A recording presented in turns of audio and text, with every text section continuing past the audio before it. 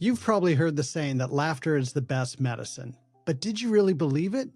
What if I told you that laughter not only has the power to heal you physically, emotionally, and spiritually, it also has the power to increase creativity, resilience, and psychological safety amongst teams?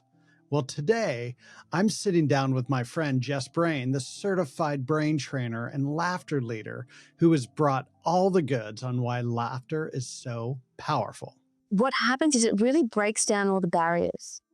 And everyone realizes when we're laughing together, we're not all that dissimilar. We're actually all human. We all make mistakes, and it's okay to be vulnerable. And it creates this safe space where it says, it's okay to make mistakes, and it's okay to be silly, and it's okay to share. And it's, you get comfortable being uncomfortable. And there's such beauty in that then allows people to take off that outer armor, that outer shell. And I think then you really start to see the authenticity in people, that real humanity that makes it then in the workplace a safe place to share new ideas, a safe place to share, hey, I've made a mistake. And that's another thing that I think that you get from practicing laughter that is really unexpected. I love Jess's journey to becoming a laughter leader, from an accidental party trick to starting an online laughter class during the pandemic when all of us needed connection and a laugh. When the pandemic hit, that seemed like a really good time to get a whole bunch of strangers off the internet together and just laugh and be silly and have fun. So I've been hosting weekly classes ever since, and it has been such a wonderful experience. I've learned so much about myself as well as about the practice of laughter.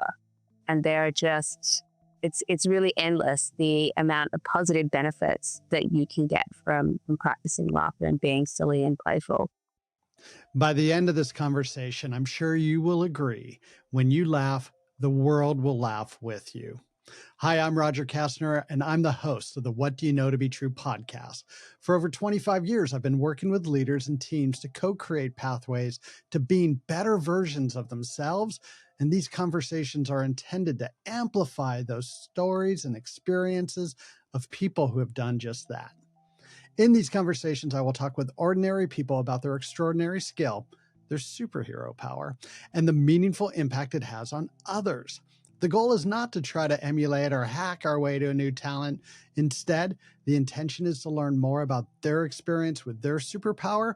And in doing so, maybe we can learn something about the special talent in each of us that drives us towards our potential and living into our possibilities. If you're ready, let's have a laugh.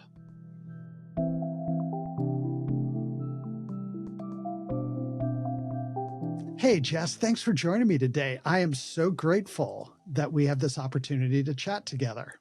Thanks, Roger. I really appreciate you inviting me to share my superpower. And your superpower of laughter is something I'm really excited to be talking with you about. And it's something that's come up in several episodes.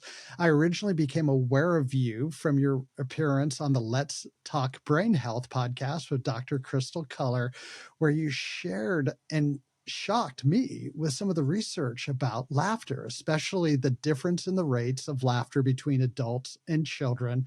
And I think it's come up in every episode since I've heard that. So you have a little bit of your reputation precedes you because I keep talking about it. It's so amazing. And oh my goodness, the power of laughter. We're going to get into all of this. And after I saw one of your appearance, I then took one of your laughter classes where we laughed with people from all over the world. And you had asked me to track how long that elevated feeling I felt after the class, how long I felt it. And it was a good 2 days later, just from one good laughter session. And it was as silly and goofy as you said it was going to be. And oh my goodness, it works. Laughter is the best medicine. And we'll get into all of that. But before we get too far, what is important for us to know about you? Well, that's wonderful. Thank you, Roger. honestly, laughter has taught me so much that I was not expecting. And I do think laughter is the best medicine. It is this brilliant tool that we can use at our disposal at any moment. And I've now been doing it for 5 years, hosting laughter classes and teaching about laughter and the philosophy of laughter and the theory and the neuroscience behind it. And I think that's what one of the many things that sort of really allowed me to do a deep dive into it was because my last name is Brain, Jess Brain. So many years ago, I decided I should really know something about the brain. And from that moment on, I was hooked. I wanted to know everything I could possibly find. So I became a certified brain trainer and then also eventually a certified laughter leader as well. I have been practicing laughter since I did my laughter training, which is in 2019, so I could become a laughter leader. When the pandemic hit, that seemed like a really good time to get a whole bunch of strangers off the internet together and just laugh and be silly and have fun. So I've been hosting weekly classes ever since. And it has been such a wonderful experience. I've learned so much about myself as well as about the practice of laughter. And they're just it's really endless the amount of positive benefits that you can get from practicing laughter and being silly and playful. And that timing is amazing. Just before the pandemic, you became a certified laughter professional. Exactly. And like just in time for the world who absolutely would have needed it then. Yeah, it was really amazing because a lot of people were feeling so lonely and disconnected and depressed and a lot of anxiety. So it was just this phenomenal way for people over Zoom to feel connected and to have something that was a little bit lighthearted and fun and playful, and to see other people and to see other people smiling. And I think that in a way gave people hope. And that's one of the many brilliant things that laughter really does give you a sense of hope and feeling that you are connected to other people, other humans, and helping you perhaps get out of a funk, or if you've experienced burnout, or you need to sort of have a gentle way to re-engage with other people. A short 30-minute laughter class, you don't even need to feel happy. You don't even need to engage in the laughter exercises. Sometimes just watching other people can really lift your mood until you feel that you're at that stage that you actually want to, engage in the laughter exercises too.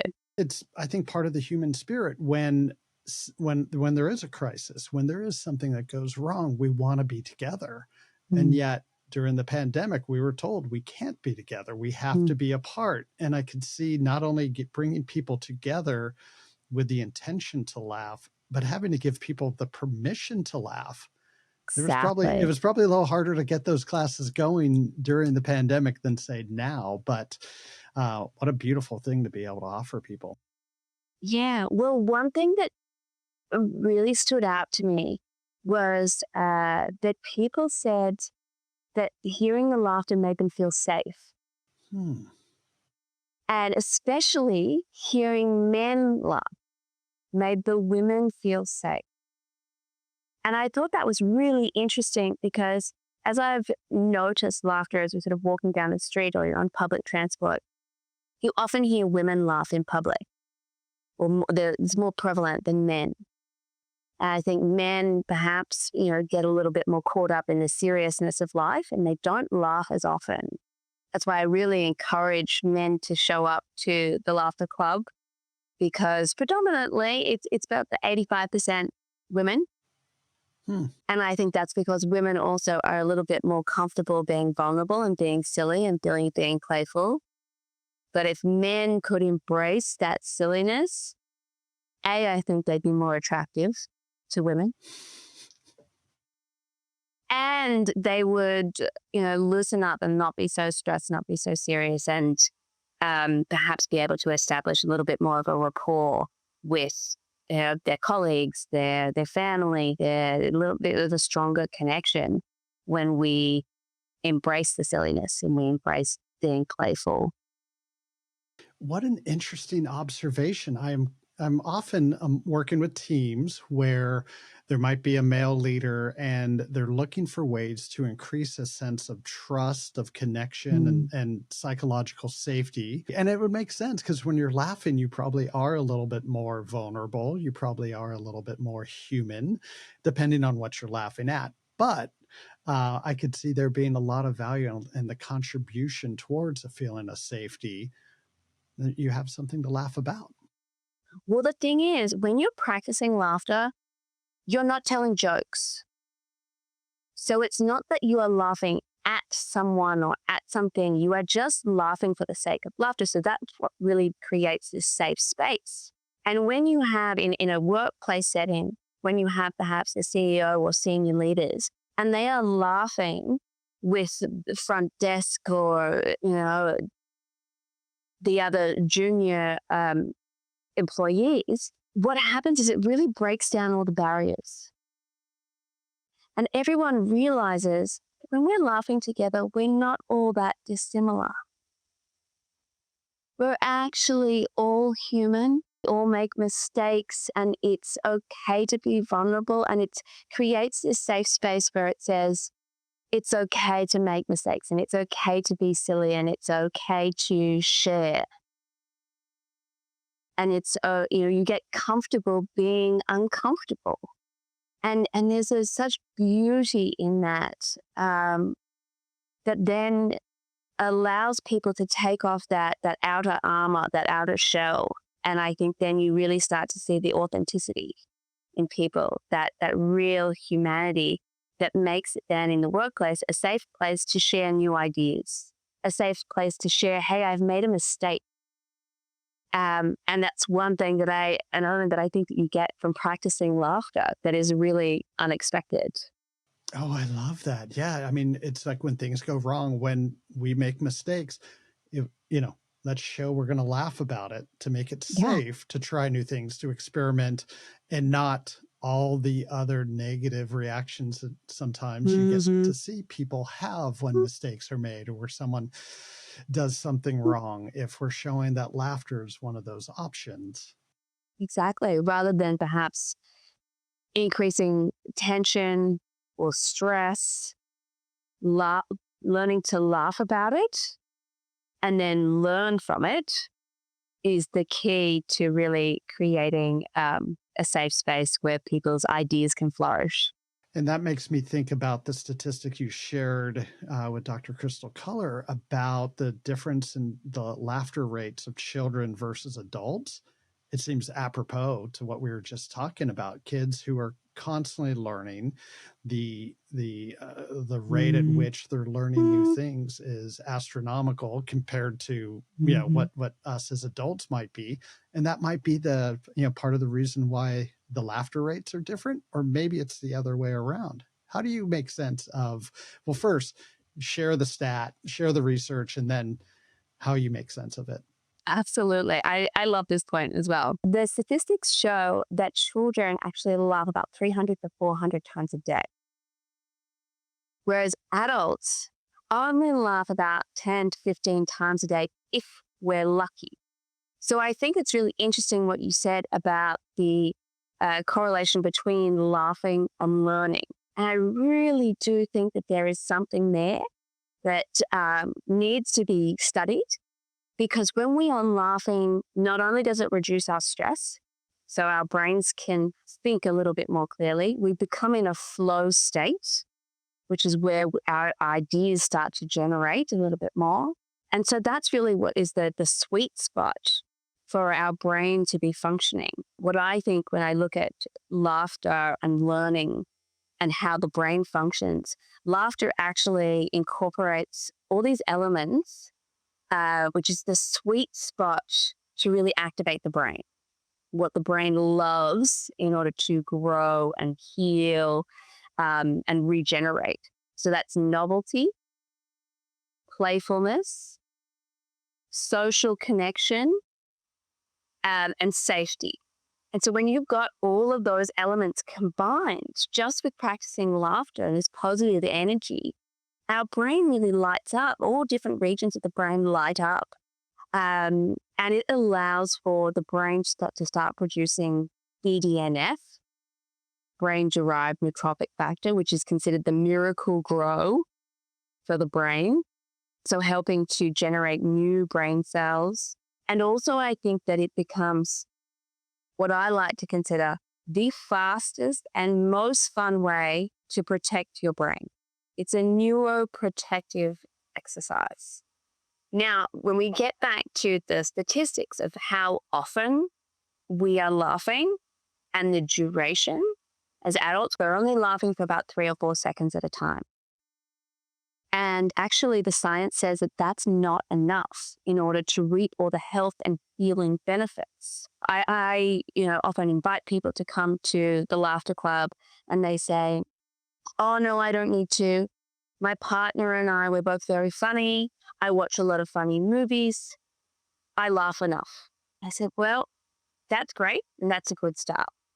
But the science says that we need to be laughing for about 10 to 15 minutes consecutively in order to really reap all the health and healing benefits.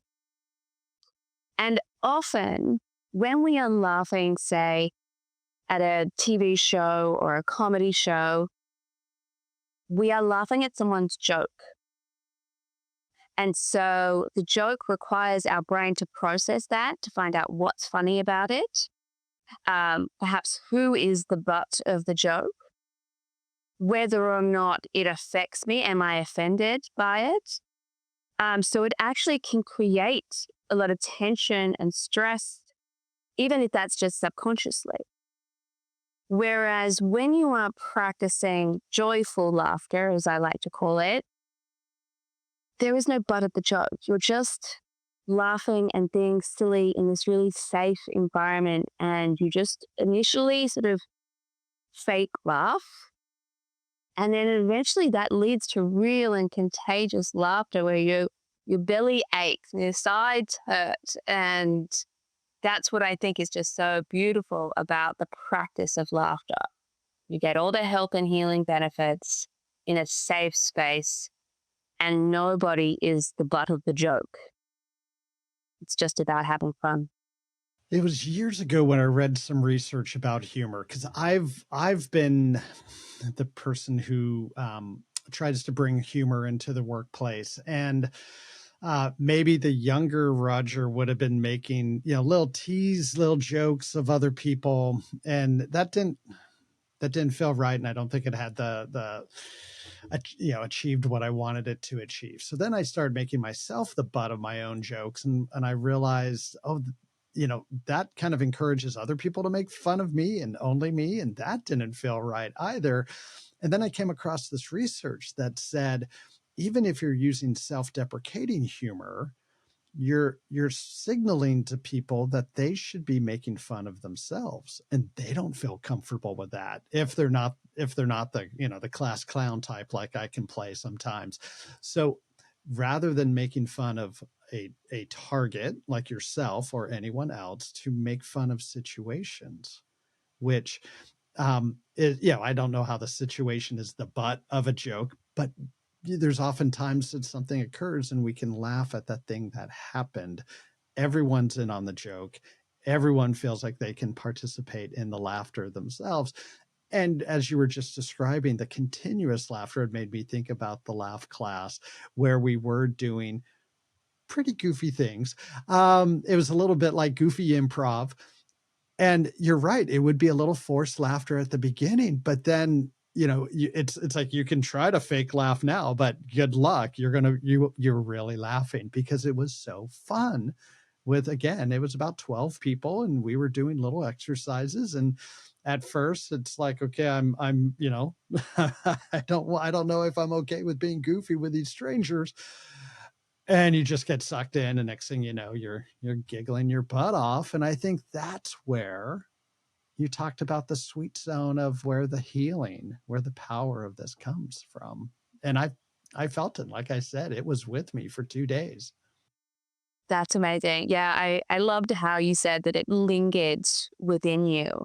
And I think that's something that I really wasn't expecting. One of the first times that I ever took a laughter class was in New York. I just moved to New York and I took about a half an hour laughter class. And I walked out of this class and I was beaming. I felt this wild euphoria. I didn't know what had sort of come over me. I mean, to be fair, it was New York, so it was a lot going on, but I felt like I was high for about 3 days. And to think that you could get that just from 30 minutes of laughing and being silly and being playful. And I've had many people come to my class, some people who have chronic depression. And they have said, wow, this is better than any drug a doctor has ever given me. Someone else said, I feel like I'm walking down the street in the sunshine, whistling a happy tune, and that hasn't happened in a while. Another direct quote. And so there's really quite an incredible power that comes from just practicing this laughter and reducing stress, getting rid of anxiety, sense of confidence, even self-love, self-acceptance. One thing that I think is also really interesting to note that I've discovered is that a lot of people are quite self-conscious about how they laugh and the sound of their laugh. And am I laughing too loud? Am I sort of taking up too much space? And what I've noticed from practicing laughter is that you get more comfortable with the sound of your laugh. What's one of your favorite laughter exercises for the laughter class? There are so many. I feel like I'm asking you to pick your favorite child. Exactly. It's a little bit like that. I do like the laughter cream. So it's where I give people some anti-aging cream and say, would you like some cream? It's anti-aging laughter cream. And so then everyone will say, oh, yes, I'll take a little bit. Some people take 2 big scoops and then we rub it on and we laugh at the same time while we are rubbing in our laughter cream. And some people, pretend that they've got a big bucket and they pour it all over their head and they're getting it all over their arm. Because I think, that part of the silliness is the mime, it's the acting. But really it reminds you that laughter is anti-aging. It makes you feel younger. It's really embracing that childlike essence. So yeah, that laughter cream, it goes everywhere. It's all over. I could see the benefit of that exercise like 20, 25 minutes in, just to give yourself a nice little face massage. Yeah, exactly. Massage the cheeks because they're sore. Yeah. Well, I remember we were doing the canoe exercise and, 12 people pretending to canoe. And, it took a little while for like the hearty laughter to begin. Like people are like, ha, ha, ha, ha, ha, ha, ha. And it was almost like I thought for a moment, like, okay, we're not getting the big laughs yet. Is Jess gonna like move us to the next exercise? And no, you doubled down. You went even harder, like into the rowing and laughing. And then pretty soon everyone's like, okay, I'm in, and started, yeah, like I think then someone even fell out of the canoe. And so that's the beautiful thing about this. It is silly, and it just pulls you in to be silly and to be able to share that with other people you don't know. And yet it just connects us. But you also bounce off each other, and that can also help to encourage a little bit more laughter. And the more you do it together, the more you get to know the other people and the dynamic. And so it's a great bonding tool. You really bond really quickly.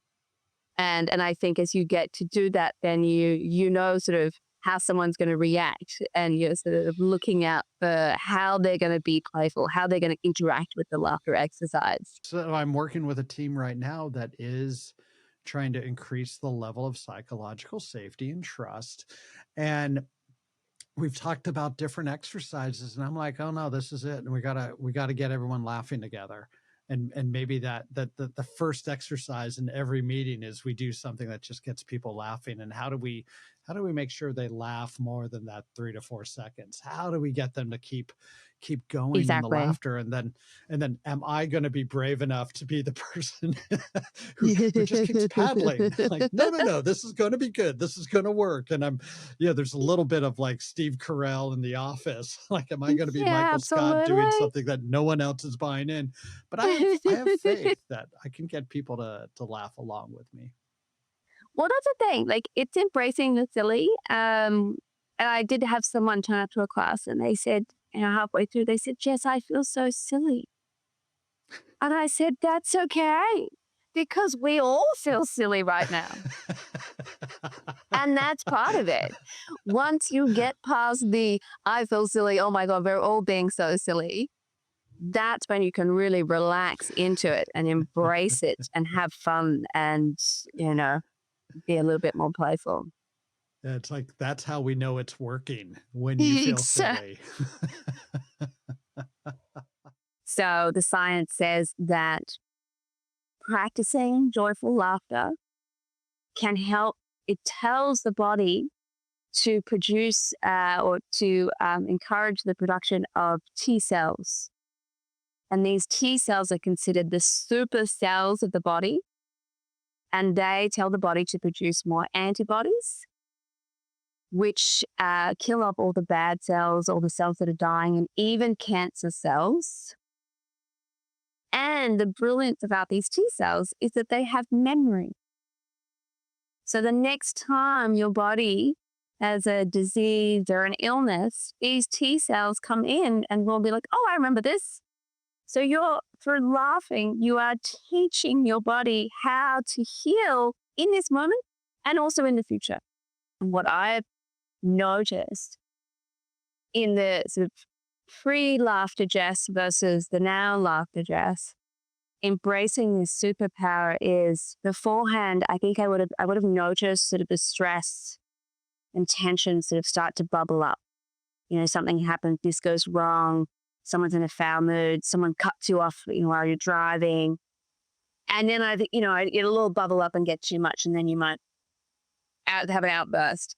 But now that I've been practicing laughter, what I notice is that things might happen. Something goes wrong, you stub your toe, someone is in a foul mood, and it just doesn't affect me. It gives you this sort of resilience and this force field where you are just sort of protected in your energy. And so I think it's a really wonderful practice because life's always going to have its ups and downs. And laughter gives you this force field that just sort of protects you so that you can balance your emotions. You can feel this sort of inner sense of calm and contentment that no matter what happens, you can just laugh it off. And that is just a brilliant practice. It really is. It's such a great tool to have at your disposal. Stress reducing and inner calm. And I think it also creates a sort of eudaimonia, this inner calm, inner contentment, and this inner flourishing. That's just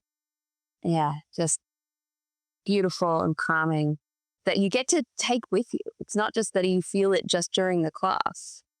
And I think that after practicing it now for 5 years, that it has a cumulative effect, like a snowball. It just keeps building and getting bigger and stronger. Like with anything, if you practice, you can get better. And I think the practice of laughter, not only do you get better at being more comfortable being silly, but all the health and healing benefits also start to strengthen. What or who inspired you to have this superhero power of laughter? It was actually when I was 16 and I had just spent a year living overseas. I came home to Australia and I was invited to a party and I felt a bit out of place. And I don't know what came over me, but I decided to get a group of people together, boys and girls. And I said, all right, everybody on the count of three, we're just going to fake laugh. So 1, 2, 3. And everyone fake laughed. And eventually this real contagious, wild laughter erupted. And then more people rushed over. I said, what was so funny? No, we're just fake laughing. So we did it again. 1, 2, 3, go. And after that, I felt included. I felt like I had created these bonds with people that I didn't even know. And I went home just thinking, what sort of magic was that? What sort of voodoo? What did I create? And then a couple of years later, I found this practice called laughter yoga, which is it's about laughter and breath work, not downward dog. And that it was practice in the parks in India. So I booked a trip to India. I got up early in the morning, went to the parks in New Delhi. I couldn't find any laughter classes. I was devastated. Anyway, I continued my trip, went to Varanasi, which is the holiest city in India, right on the Ganges. Got up early in the morning, and I'm walking along the banks of the Ganges, and all of a sudden I see all these kids from the local orphanage practicing laughter yoga on the banks of the Ganges. And I sat there and I watched them. And every time I talk about it, it still gives me goosebumps. But just to sit there and just watch them gave me so much joy. It was truly wonderful. Like, clearly these kids, they had holes in their jumper, and life might have been pretty tough for them. They're in an orphanage, and yet they were having so much fun in that moment. So I never really lost that feeling. Then I decided to take my laughter leader training. That's really what sparked it and inspired it, knowing that you could create such an intense difference in people's mood and connection and joy just from laughing together, even if you don't know the people. That's the really wonderful thing about laughter is it's sort of this unspoken language that you can have a connection with somebody else just through laughter. You don't need to be the same age, the same background. You don't even need to speak the same language. And yet you can still laugh together. It's this sort of shared mental alignment. It's just really beautiful. So I think those kids on the banks of the Ganges definitely inspired me. It's a memory I don't think I'll ever forget. It was really beautiful. When you laugh, the world laughs with you. And then you talk about, we might not share the same language, but we could always share a laugh. Exactly. How wonderful. So this might seem like a silly question, but I think you'll forgive me for it. But I'm curious, what do you see as the relationship between your superpower of laughter and joy? The superpower of laughing translates to this joy you feel and you get to share with other people, your family, your friends, your co-workers. It has this ripple effect that goes out beyond yourself. And not only that, do you carry it with you throughout your whole day and your week, but you get to give it away. And you give it away in perhaps being a little bit more patient with other people. Perhaps this is what I've noticed, that you are more willing to open the door and say to someone, don't worry, don't rush, take your time. Perhaps you give away your joy by being a little bit more altruistic, a little bit more generous with your time, your money, your belongings. You are a little bit more compassionate and understanding and kinder and caring. That is what I think is the superpower that then that power then gets passed over to other people. And I like to think that it is just being passed along and along and along. I was thinking that, is laughter the language of joy? But even that seems too limiting. That language itself, there's limitations of language, and we've talked about that a lot in this series. But is joy like the energy? Well, it's interesting that you say that, because when you're practicing laughter, it does give you energy. Physically, it gives you energy as well as mentally. It allows you to feel more motivated, more productive to perhaps tackle a task that you've been putting off for a while. Um, but it's not just about the language that's the joy, but I think it's also about the sound of laughter and how that raises the vibration. It raises your frequency. When you're talking about our energy and our frequency, high frequency is about joy and love and gratitude. And low frequency is fear and stress and doubt. And laughter and hearing other people laugh and feeling that vibration, that energy within you really cuts out the doubt and the fear and the anxiety and the stress. And you get to live in this high vibrational state. And then you get to pass it on to your friends and family. So it's a language, it's a sound, it's an energy. There are so many different facets to laughter as a practice. A week before I started the Laughter Club, there was an article in the New York Times that came out about laughter medicine. And the last line in the New York Times article said that laughter will help reaffirm one's sense of humanity. Oh, I mean, I just think that is so beautiful because it really does make you feel more human, make you feel more connected. It uplifts your soul, your mind, your heart, makes you feel more at peace and in harmony with yourself and the world around you. That's so lovely. And I think you just answered my next question, but we'll give it a shot anyway. What do you know to be true about your superpower of laughter? It has the capacity to help us heal. Not only does it bring us joy and make us feel connected, it heals us emotionally, mentally, physically. I think that by practicing it, not just doing something once, practicing it, you really sort of get a bit more of a feel for it and you start to embrace that silliness. And I think that if by embracing this superpower, embracing the silliness, the playfulness, you'll really start to change your energy. I'd like to imagine one day that the whole world just got together. Everybody on the planet got together and we all just laughed together for 1 minute. I like to think about what that ripple effect would be like.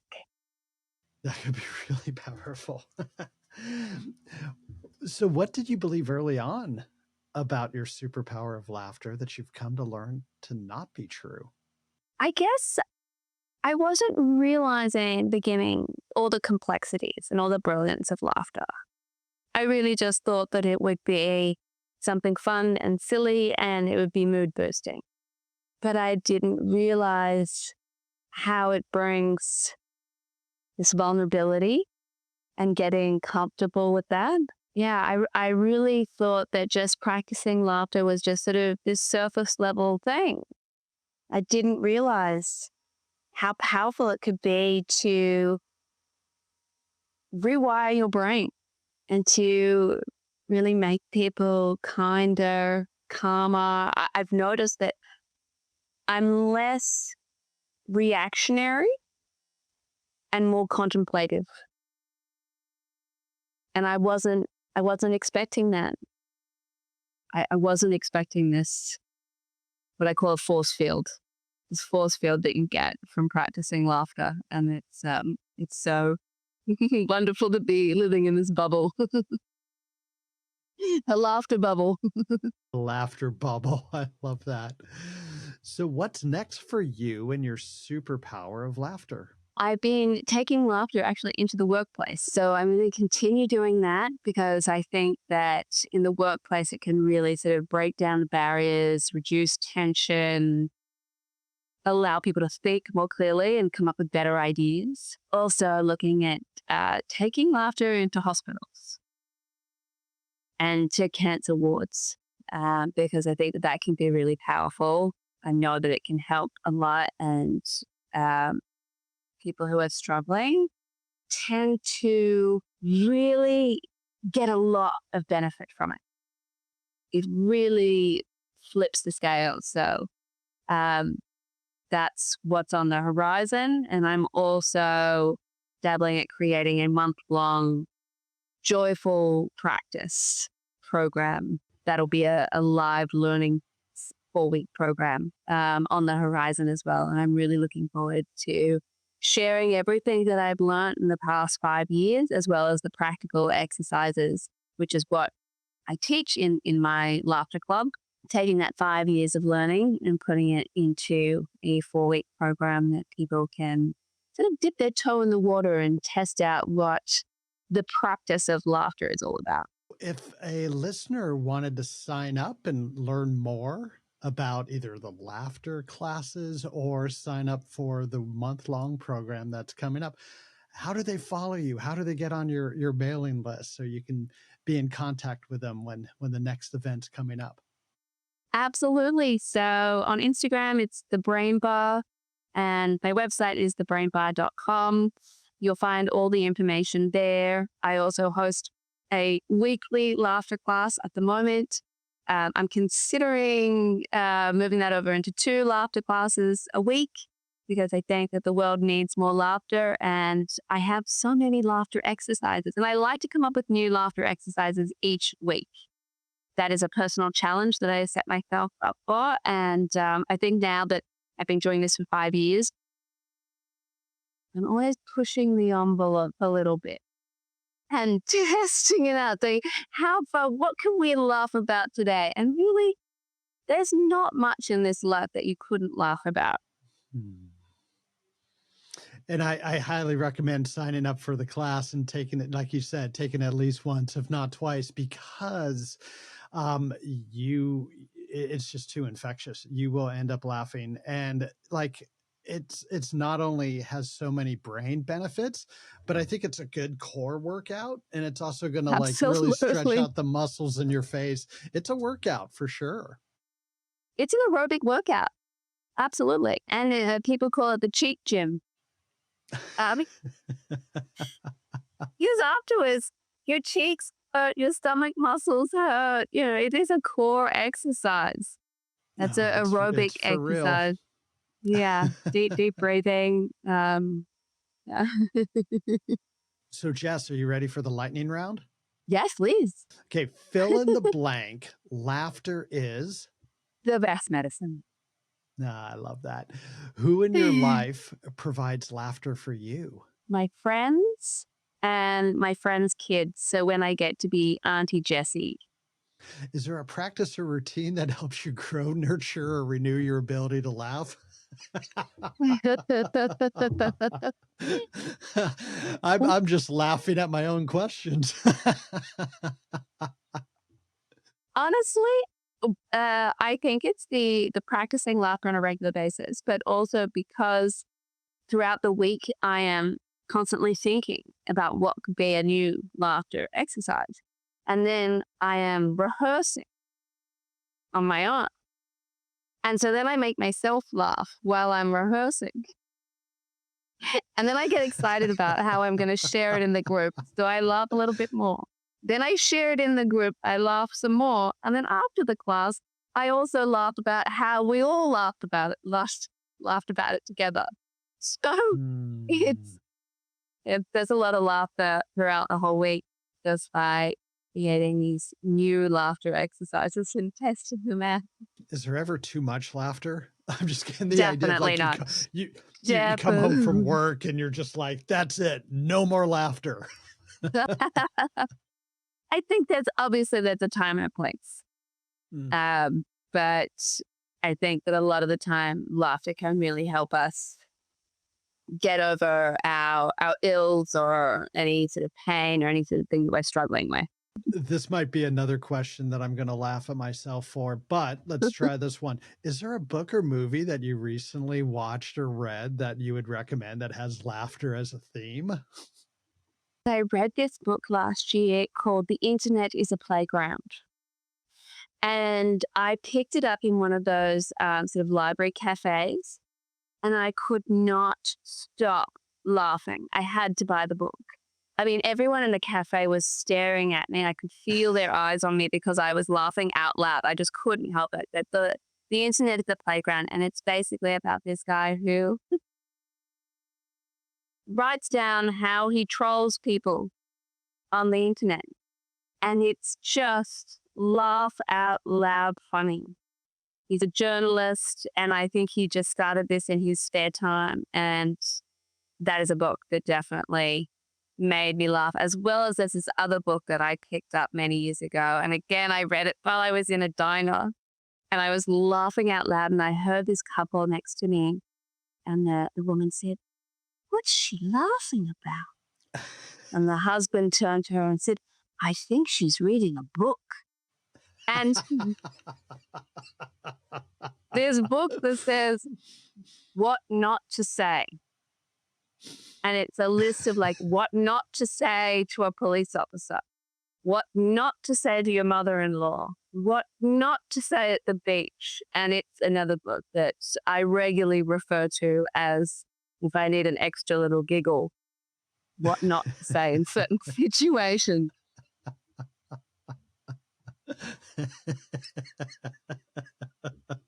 I love that.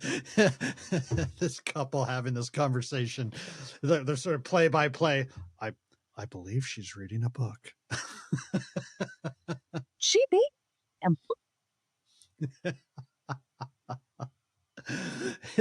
What is one thing that gets in your way of your superpower of laughter? That's an interesting one. What gets in my way? I don't know if there's anything that gets in my way, really, because I can make myself laugh. Even someone else's bad mood, I've sort of got that sort of force field, that Teflon that just, just it bounces right off. No, I'm going to have to ponder that one. Yeah, no, I love that. That I think it actually speaks to the power of laughter. That it's unavoidable. You get to carry it with you wherever you go. Oh, Jess, I love this so much. I love this conversation. I knew it was going to be a lot of fun. I'd been doing my cheek exercises leading up all day Warming up. because I knew we were going to laugh a lot. And I really love how there's more there's like a couple different ways to access laughter or thinking about laughter. One, there's sort of like the easy entree of just, okay, it's fun. It brings us together, it creates connection, it creates a good time. But then the deeper science behind it, the brain health behind laughter and all the goodness that it could create, and then also the group dynamic benefits of laughing together, creating that sense of trust and safety, allowing people to be more vulnerable, which we know is the entree to creativity and change. And so love all of that, love this conversation, and just thank you so much for being here with me Oh, today. thank you so much, Roger. It's been wonderful to share it with you and share the brilliance of laughter with more people. Thank you. Take care. Bye-bye. Thank you, Roger. Thank you all for being in this conversation with us. And thank you, Jess, for sharing your superpower of laughter. The question I'm asking myself now after this conversation is, how can I create more moments where we can practice laughter together as teams? What Do You Know to Be True is a Three Blue Pens production, and I'm your host, Roger Kastner. We are recording on the ancestral lands of the Duwamish and Suquamish people. To discover the ancestral lands of the indigenous people whose land you may be on, go to native-lands.ca. Okay, be well, my friends, and as always, love you, mean it.